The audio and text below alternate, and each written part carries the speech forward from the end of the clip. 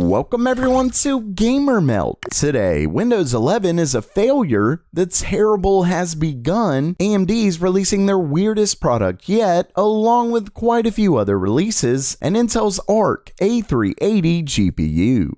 Okay, it's news time, and first up for today, Windows 11 is looking to be a pretty major bust. Of course, Microsoft did do a terrible job with the announcement and release, from changing the hardware requirements multiple times to a major bug with Ryzen CPUs. And I still can't do this. I mean, why?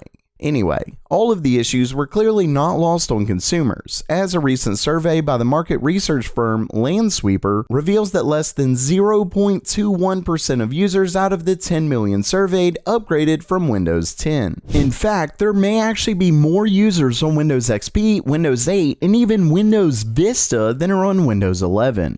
Basically, Microsoft really screwed this launch up, but at least there's rounded corners, right? That's important, right? But the real question is whether you're sick of paying outrageous prices for your VPN service. If so, I've got a massive deal for you with this video's sponsor, Atlas VPN, one of the least expensive fully fledged VPN services out there. And today, they've partnered with me for their Cyber Month event to bring you not only 86% off, but also 3 free months. And don't let that price fool you. Atlas VPN encrypts all of your data and hides your IP address like any other VPN, but they offer a ton more, like support on all of your devices, servers across the world, 4K video streaming, the ability to connect multiple devices at once, and even their data breach monitoring tool, which lets you see whether your personal details were ever leaked in data breaches. Plus, they offer a 30-day money-back guarantee. So don't wait and pick up Atlas VPN for 86% off and 3 extra months for free by visiting the link in the description below.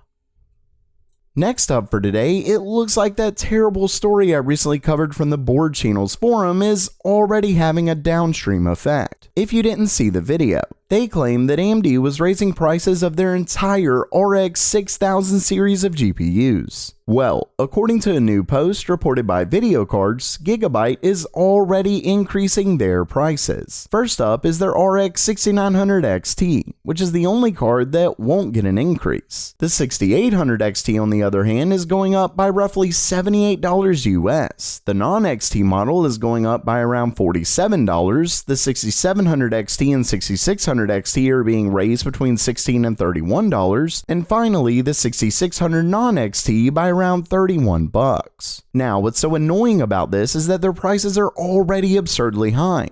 Sure, I get that the market allows for these prices right now. As I've said before, no one is going on eBay to sell something only to take less than the highest bid. But the issue is that they're already so much higher than MSRP, so there's no reason they can't eat the cost of the price increase from AMD. Maybe retailers are the big ones upping the prices, I'm not sure. If they are the ones doing it, maybe they'll eat the increase, who knows. If anything, I'd be pretty mad if I was AMD. They give a suggested retail price, sell their own cards for that, yet partners are pretty much ignoring it completely. At the end of the day, this definitely sucks. Really, all I can say is to hold out for next year. Simply put, something has to give. Whether it's profitability for miners lowering due to higher mining difficulty, Ethereum finally moving to proof of stake, or the market catches up to demand. Either way, something will lower these prices. The issue, of course, will be how long we have to wait.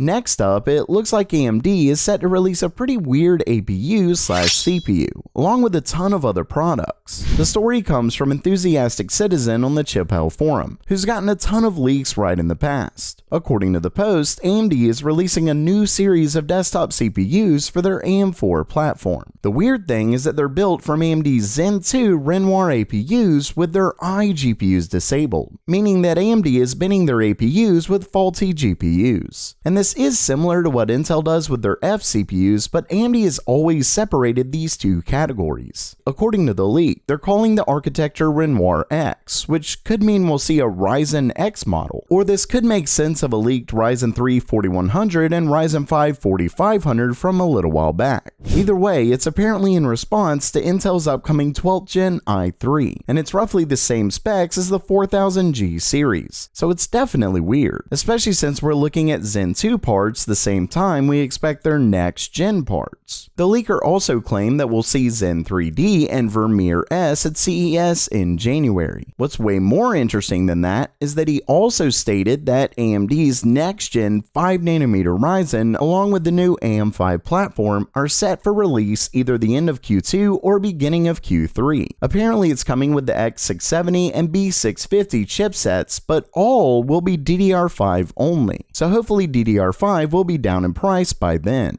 Next, we can expect Intel's new HEDT chips, and Q3 apparently brings their new 13th gen Raptor Lake. Basically, 2022 is set to be a huge year for releases.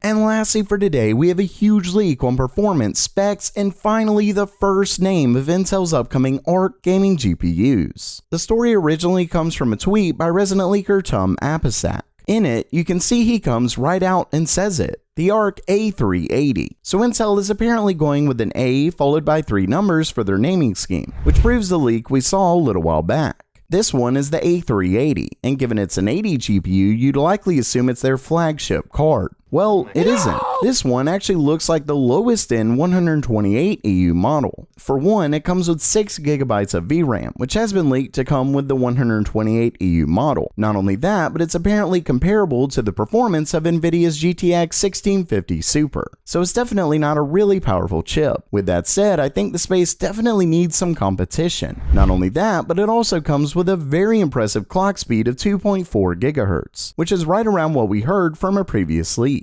At the end of the day, Intel's clearly getting closer and closer to release. Let's just hope their pricing and availability can beat out the competition. So while that does it for today, are you pumped for Intel's upcoming ARC GPUs? And what do you think about these new Ryzen CPUs? Let me know down in the comments below. And if you liked the video, please subscribe. And as always, have a great day.